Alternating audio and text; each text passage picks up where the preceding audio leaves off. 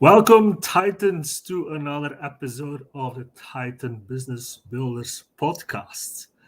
And today we have as our guest Chris. And Chris is the owner of 1154 Studios, which is a one stop shop for all your visual branding needs. How did I Yeah. say that? Yeah, perfect. Cool.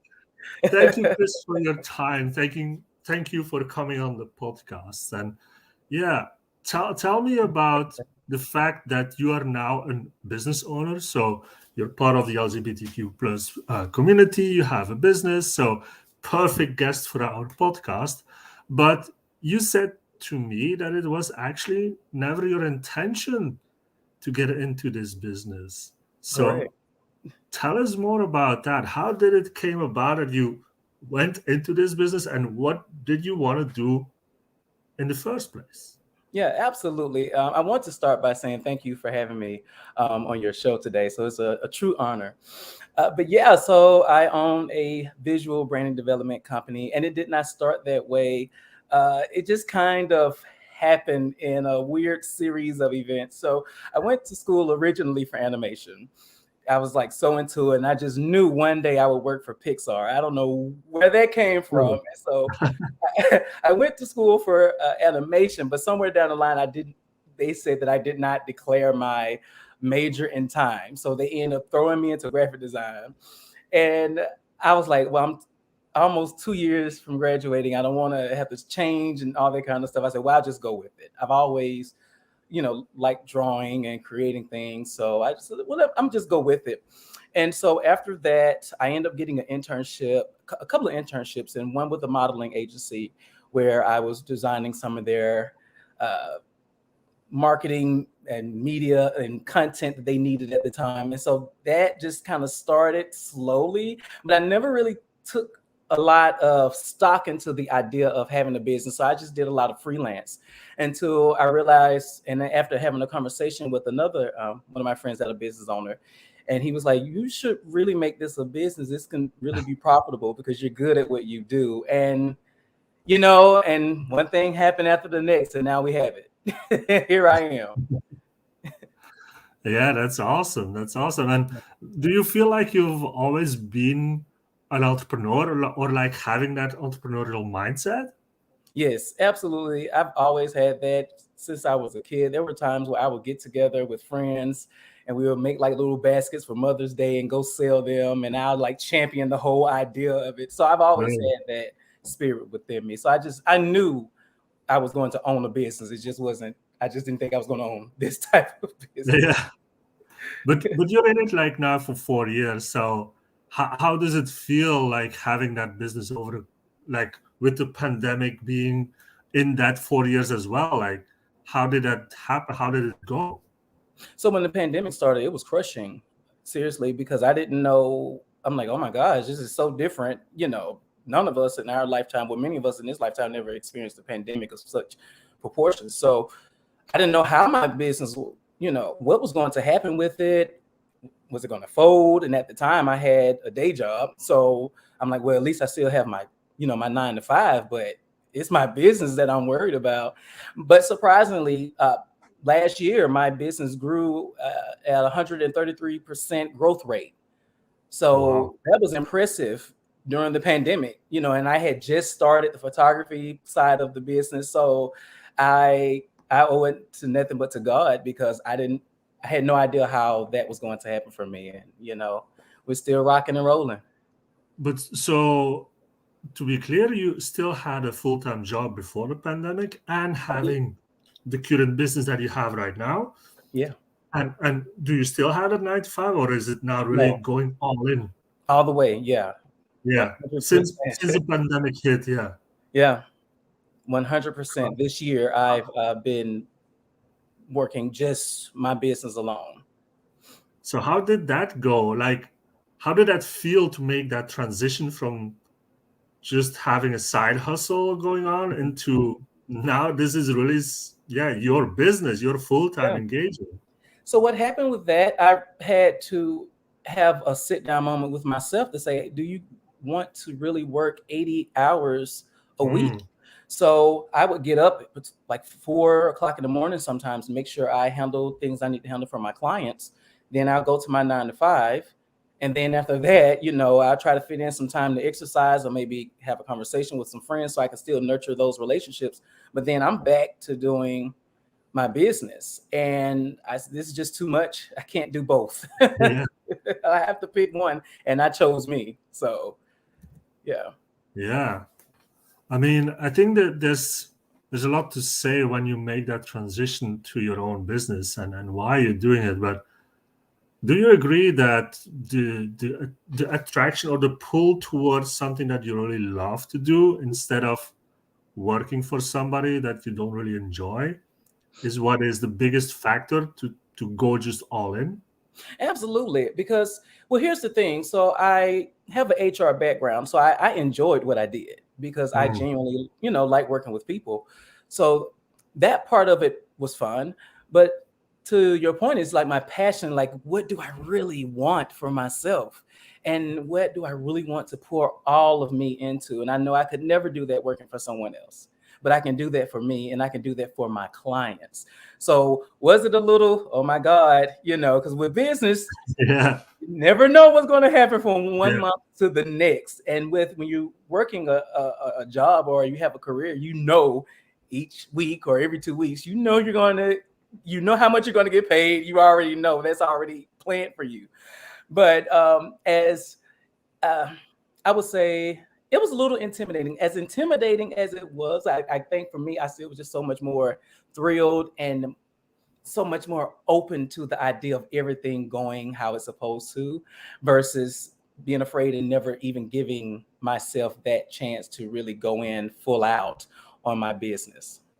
Mm, yeah, that's true. And I think a lot of people really would like to have that opportunity to go all in, but they are scared indeed, like you said, to leave their comfort zone Mm-hmm. and to leave their payday almost into Mm-hmm. something that is not really that yeah stable sometimes. But tell the audience, tell everybody, like, what does it do to you, for you personally in your life, to really do something that you love to do? It's the word that comes to mind is fulfilling. Yeah. And I knew for me, I knew it was going to happen soon when I had a photo shoot one time during the day. And I was actually on PTO from my 9 to 5 and working for 1 hour for myself and making what would take me 3 days to work at my day job. It was so fulfilling to know that I got that time back so I can come back home and I can edit the photos and I can do what need to be done. And I still have time to breathe. And I'm not so anxious. You're anxious when you have a business. You are, but it was just like a flow about it, and it's just so fulfilling. I don't know. I don't know if anybody else can relate. It's just such a fulfilling feeling. You know. Yeah, it is. It is. And especially if you find your passion into this, Hmm. I mean, you can definitely start a business that is a side hustle that can make you some money, but it's not always your passion even. Hmm. It Hmm. can be an e-commerce store, it can be affiliate marketing. There's a lot of things that you can do as a side hustle, but if it's not really a passion of yours, I will say that it's really hard to keep putting all that time and energy into it. Hmm. It's And depleting. once it's a passion, once you have found it, like you have found, Hmm. I do honestly believe that it doesn't really feel like working anymore, Mm. and Mm-mm. and you feel like even the time that you invest into it, it's not as energy draining as all the other stuff that you have done in the past. That's for me at least. So Yeah, same here. yeah, it's so powerful to be able to do something like this, but it's a scary thing, like you said as well. Yeah. For you, what helped you overcome those scary thoughts or the roadblocks? What is the biggest thing that helped you out?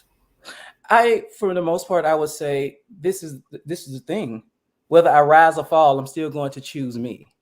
So I Mm, know as long as as long as I'm doing the right thing, I know that the path is going to open. Something is going to happen in my favor.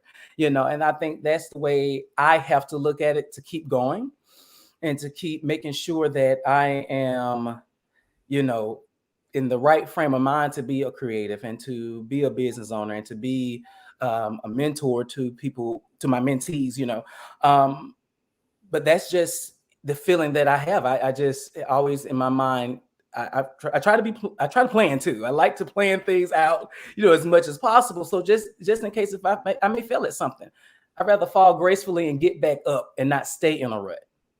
So it's that's what it is for me, just to try to make sure whatever happens, just know things will work out for you.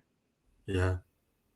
Yeah. And you also talk about in our questionnaire we always send before the podcast about the law of attraction. Mm-hmm. How important is that for you? It's extremely important. Like that's top tier importance for me, because I do believe we are vibrational. I don't want to change go down the rabbit hole with it, because I can easily, but I do believe that we are vibrational. We attract a lot of things to us because we're more powerful than we give credit to ourselves. We're more powerful than we think. It's like if you something that you don't want to happen, you can attract it to you because you're thinking so much about that. Just as much as you can attract amazing and positive things into your life. So for me, law of attraction is everything. I read this book that changed the trajectory of my life called titled The Moses Code. I've read it twice, and every time I read it, it's almost as if I find out something different about myself, about my own relationship with God, the creator of the universe, whatever we decide to call that being. And again, the law of attraction, the law of action, the law of detachment, all of it is just so pivotal in my life. Yeah, and I think it all relates to each other, to be Mhm. honest. I mean, if you think about it, if you do what you love, you're gonna have a better mindset. You're gonna be more positive to everybody around you. And the whole thing about the law of attraction, it only works if you also take the action that comes with it, which means that if you set your mind open to the opportunities that come towards you because you're so positive and because you show people that you love what you do, then things start to happen. And Mhm. I think that is also a part that a lot of people miss out on because they keep worrying about the negative things, about what could go wrong. And yeah, I've said this before, and like you said as well, the more focus, the more energy you spend on the things that can go wrong, Mhm. the less that you leave open for the good things to happen. So Mhm. at this point in my life as well, it doesn't make sense anymore to spend energy on worrying about what could go wrong Yeah. or on stuff that I don't want to do. Mhm. So I made the same decision as you to go all in on my side hustle, which is now Yeah. my full-time business, which is Titanology.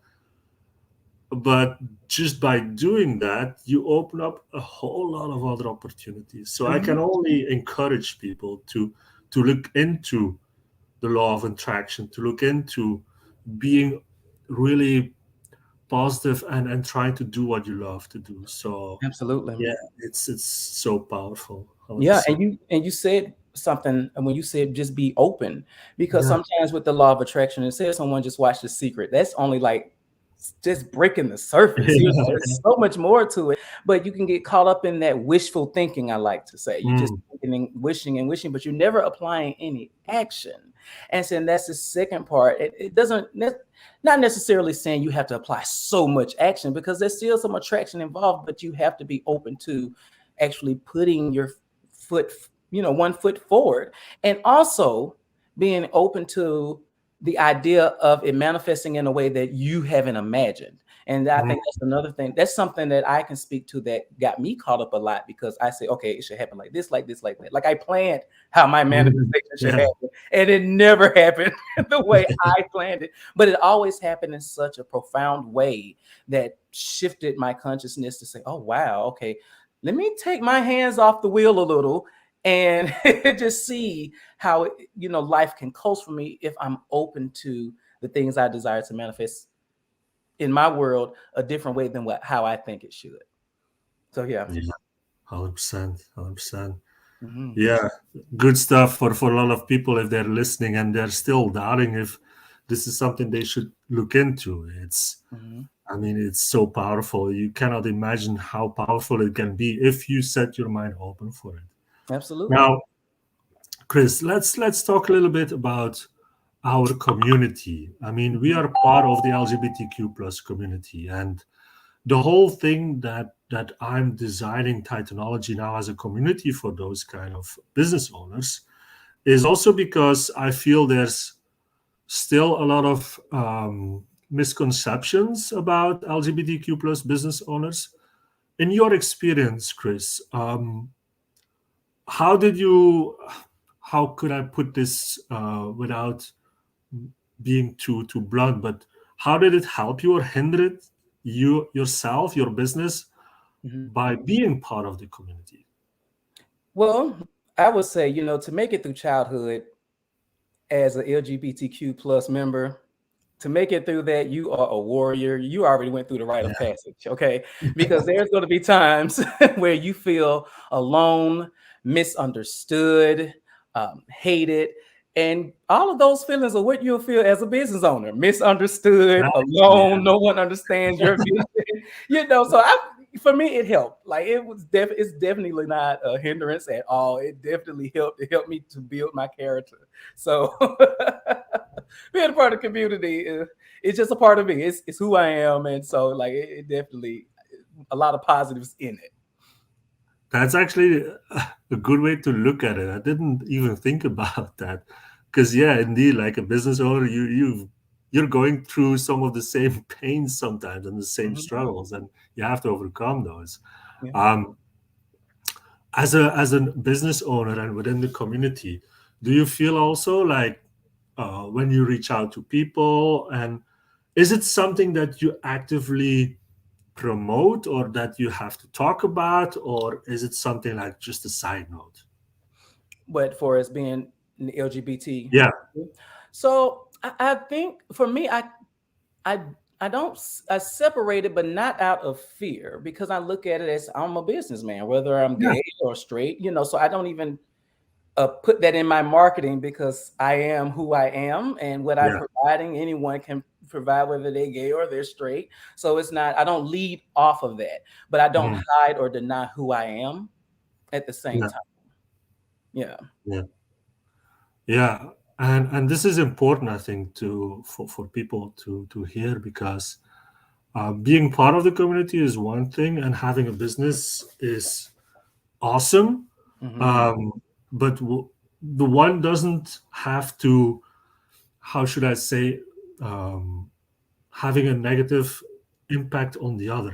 It's not because you're part of the LGBTQ plus community you can't have a decent business or any kind of business. Hmm. And sometimes I have a feeling, maybe it's just me, that people think that because we're from the LGBTQ plus community, we can only have a certain type of business. You know, Hmm. I don't know how you feel about that. If that's something that you have encountered as well, or is it just in my imagination? So that was when I was probably high school, and just starting college, and the group of friends that I had at the time. When I said, "Oh yeah, I'm going to go to school to do graphic design," they're like, "What? You don't want to do hair? What? No." It's like, no, yes, I am a proud gay man. No, I will mess your hair up. I don't even have any. So I cannot do hair, nor I have never thought of it, never even gave it a shot. I'm not that guy. And I feel like sometimes we can get boxed in, or, Yeah, people try to box you in thinking, oh, because you're this, you're supposed to be that. Like, we box ourselves in half the time. We don't need anyone else to do it, but that happens. But something I did want to share from your question is, the thought of, okay, so if I'm LGBTQ, would that make someone decide, okay, I may not want to do business yeah, with him because he this and that? And that happens, but that happens with anything. It happens with race. It happens with God. It happens with anything. Someone can mm, decide not to do business with you. So I had to check myself on that early on, so I didn't fall into that pitfall of, oh, well, nobody's going to allow me to design their brand or do their photo shoot or their website because I am gay, you know? Yeah. So, Yeah, it's a powerful thing to say because this is the mindset that everybody should have when they have their business. Um, it's for everybody. mhm, Okay, you can have a specific niche. Okay, that's fine. But whatever business that you have, still a business. yeah, So there shouldn't be a difference in how you approach your ideal customers, right? absolutely. You shouldn't be afraid of going after your ideal customers and whatever that is, Whatever it is. whatever Yeah. it is, and this is a message that I also want to bring, um, because I feel sometimes that people think that they should only be within the LGBTQ community, also with their customers and so on. But I don't think that should be a case anyway. But Yeah. yeah, it's for me it's a whole new world opening as well. If I Because I decided also to go for LGBTQ plus business owners. Mhm. Before that, I wanted to reach out to everybody, but niching down is a good idea. But I see a lot of these things popping up, and I think it's important to have people like you, Chris, sharing your story and just showing how successful you can be no matter what. No matter I what. mean, and that's wonderful to see. And it's also like you said, um, if you have to compare yourself with other business owners or businesses that do almost the same, Mhm. the biggest difference will not be that you're part of the LGBTQ plus, but what I can tell already is your enthusiasm, your passion about it. That's what makes a difference. Nothing Mhm. else. That's what Mhm. people see, right? That's what people see, you know, and then just taking control of your life and removing everybody from it. You know, so who cares if you're gay, if you're trans, if you know you're asexual, whatever it is, whatever part, whatever alphabet you are in the LGBTQ, it doesn't matter. The only thing that matters is how you feel, how you show up for yourself, and how you show up for others. And in the sense of business, how you showing up for your business, how you showing up for your clients, your potential clients. You know, that what matters. That's it. Yeah, absolutely, absolutely. But Chris, it's the business that you have right now is not the only thing you are trying to pursue, right? There's also another piece of a dream that you have. Tell us more about Mhm. that. Yes. So I am currently in the process of writing a script, and I've been holding myself away from it for so long, truly out of fear. And I'll own it. I will own it. It's out of fear. And I'm just like, what is taking me so long to do this? And they were like, every time I get ready to write it. But so I do have an acting background. So I used to be in some plays, done a commercial, some things in the past. You know, I had this huge plan of being like this mega star. I wanted to be super rich, have like 15 bodyguards, you know, all of that. But now that, you know, as I'm getting older, I'm like, I don't know if I want all of that. But I love the idea of storytelling and creating Mm, stories. And so I challenged myself, hey, let's start. So I was blessed enough to have a free course with a script writer out in LA, and it was virtual. The course, I believe, is like $400 to $500. I got it totally for free. Talk about that divine timing and that that's good. alignment, right? Uh, Yeah, I just mentioned to someone I should do it, and boom, like within a week, it manifested itself, and it yeah. was free. And so I learned so much in that, and I said, okay, now it's time. So I'm 100% sure there's going to be something coming from me soon with, you know, script writing, with producing a film. This is something that I have to do. It's not like I want to at this point. I have to do it. Is that then your second passion? Can I call it, or yeah? I would say the the first, I would say. Really? I would probably say it's the first. I've always, like, if anybody know me, I've always been in school plays. I was in band, classical band, marching band. So I've always been that type of into performing and to creating art, all of that. That's just always been me. But Hollywood is a whole different thing. I've worked in Hollywood, on some Hollywood sets, been around it and all that stuff. So it's a whole different beast. But I think at this place where I'm at with self now, I feel and I know that I can handle that now. And I'm glad that things didn't manifest for me like it could have, how I wanted it to, because I was not ready. But I will say that just creating stories and storytelling again, and I may even act again. I don't know. Who knows? I may be on a traveling play soon. But Wow. that's always been in me to do. Yeah. Yeah. Would you say that it can also be related to what you do as a business? In a sense, yes, I can see that. Yes, because it's dealing with the camera, and I film content for businesses, so it's like I'm directing it basically. Storytelling. I'm creating the storytelling for, even if it's just a Yeah. minute, I'm still creating that. And so I always make sure, for me, I'm making sure that I apply things I enjoy doing, my natural skills and talents. How can I profit off of that? But it doesn't, to your point where you said earlier, it doesn't feel like work.